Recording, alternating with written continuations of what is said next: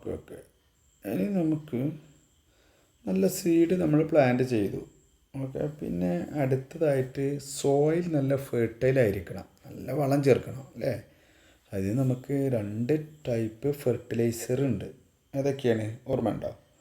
ഓർഗാനിക്കും ഉണ്ട്, കെമിക്കലും ഉണ്ട് അല്ലേ. ഓർഗാനിക് എന്ന് പറഞ്ഞാൽ നമുക്ക് നമ്മുടെ പ്രദേശത്തിൽ നിന്ന് തന്നെ നമ്മുടെ വീട്ടിൻ്റെ ചുറ്റ് നിന്നൊക്കെ കിട്ടുന്നത് നമുക്ക് തന്നെ പ്രിപ്പയർ ചെയ്യാൻ പറ്റുന്നതാണ് ഓർഗാനിക് ഫെർട്ടിലൈസർ അല്ലേ. Compost, chicken manure, okay, bone meal ഒക്കെ തുടങ്ങിയതൊക്കെ അല്ലേ. യെസ്. ഇനി കെമിക്കൽ ഫെർട്ടിലൈസർ എന്ന് പറഞ്ഞിട്ടുണ്ടെങ്കിൽ നമുക്കത് ഫാക്ടറിയിൽ നിന്ന് പ്രൊഡ്യൂസ് ചെയ്യുന്നതാണ് അല്ലേ, പ്രൊഡക്ഷൻ ചെയ്യുന്നതാണ്. NPK, മിക്സറി, യൂറിയ ഒക്കെ ഇതിന് എക്സാമ്പിളാണ് കേട്ടോ. അപ്പോൾ രണ്ടിനും ബെനിഫിറ്റ്സ് ഉണ്ട്, മെറിറ്റുണ്ട്, ഡിമെറിറ്റുണ്ട്. ഒക്കെ നമ്മൾ എഴുതി തന്നിട്ടുണ്ട്, നോക്കണം. ഓർഗാനിക് ഫെർട്ടിലൈസറിൻ്റെ ഏറ്റവും വലിയ മെറിറ്റ് എന്ന് പറയുന്നത് എന്താണ്? അത് നമ്മുടെ എന്ത് ചെയ്യില്ല, നോട്ട് ഹാംഫുൾ ടു ദ സോയിലിന് ഒരു ദോഷമില്ലാത്തതാണ് അല്ലേ. പേജ് നമ്പർ 22 പറയുന്നുണ്ട്. ഓക്കെ, അതൊന്ന് ശ്രദ്ധിക്കണം കേട്ടോ. യെസ്. അതേപോലെ കെമിക്കൽ ഫെർട്ടിലൈസറിന് കുറച്ച് ക്വാളിറ്റീസ് ഉണ്ട്, പക്ഷേ ഡിസഡ്വാൻറ്റേജുകളും ഉണ്ട് കേട്ടോ. അത് രണ്ടും ഒക്കെ എന്തായാലും നിങ്ങൾ ഓർത്ത് വെക്കണം. പിന്നെ അടുത്ത സ്റ്റെപ്പ് എന്ന് പറഞ്ഞാൽ നല്ല വളമൊക്കെ ചേർത്ത് കഴിഞ്ഞാൽ പിന്നെ ചെയ്യേണ്ടത് പെസ്റ്റുകളെ കൺട്രോൾ ചെയ്യണം. അതായത് കീടങ്ങളിലെ പുഴുക്കളൊക്കെ വരും നമ്മളെ കൃഷിയൊക്കെ ചെയ്യുമ്പോൾ അതിനെ നശിപ്പിക്കാൻ വേണ്ടിയിട്ട്. അപ്പോൾ അതിന് മെയിനായിട്ട് 3 പെസ്റ്റ് കൺട്രോൾ മെത്തേഡുകളാണുള്ളത്. പേജ് നമ്പർ 23 പറയുന്നുണ്ട്. ഒന്ന് ബയോളജിക്കൽ കൺട്രോളാണ്.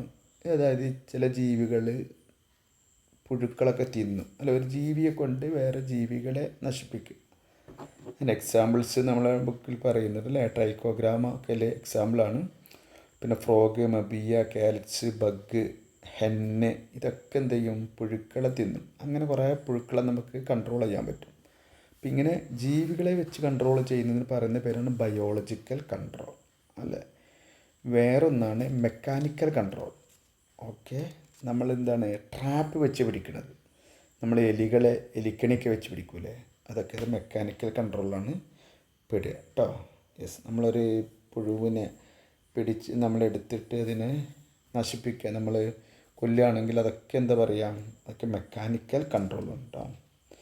പിന്നെ വേറൊന്നാണ് പെസ്റ്റിസൈഡ് അല്ല, മരുന്നുകളടിക്കുക. അത് 2 ടൈപ്പ് ഉണ്ട്, ഓർഗാനിക്കും ഉണ്ട്, കെമിക്കൽ പെസ്റ്റിസൈഡുകളുണ്ട് കേട്ടോ. ഇവിടെ ശ്രദ്ധിക്കേണ്ട കാര്യം, ഫെർട്ടിലൈസർ വേറെയാണ്, പെസ്റ്റിസൈഡ് വേറെയാണ്.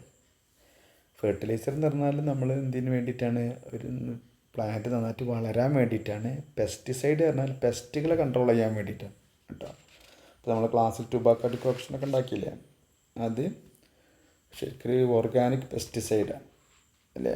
പിന്നെ നമ്മൾ പറഞ്ഞ എൻഡോസൾഫാൻ, DDT തുടങ്ങിയതൊക്കെ എന്താണ്, മാലത്തിയോൺ എന്നൊക്കെ പറഞ്ഞ്, ഫിരിഡ എന്നൊക്കെ പറഞ്ഞിട്ട് ഒരുപാട് കെമിക്കൽ പെസ്റ്റിസൈഡുകളുണ്ട്.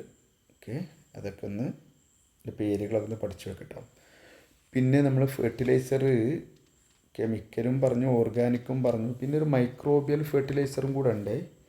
അതായത് മൈക്രോബ്സ്, അത് സൂക്ഷ്മജീവികളെ വളമായിട്ട് നമുക്ക് ഉപയോഗിക്കാൻ പറ്റും. അതാണ് മൈക്രോബിയൽ ഫെർട്ടിലൈസർ കേട്ടോ.